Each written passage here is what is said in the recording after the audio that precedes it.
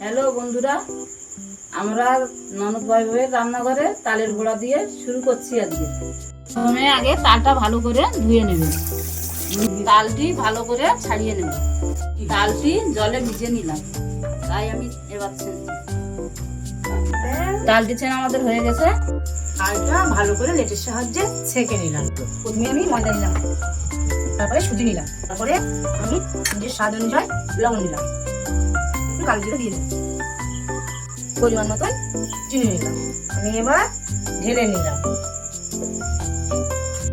এবার ভালো করে মিশিয়ে নিলাম। এবার আমি এক এক করে তেলে ভেজে নিলাম।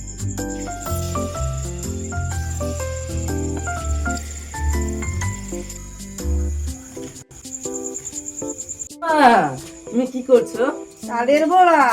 তুই দেখি, বাহ, খুব নরম হয়েছে তো মা। আমি একটা নিয়ে চলে গেলাম। খাস না, এখন খাস না। আমাদের তালের বড়া বানানো কমপ্লিট। খেয়ে দেখো কেমন হয়েছে। হয়েছে তো ভালো। ভালো হয়েছে। সাধারণ।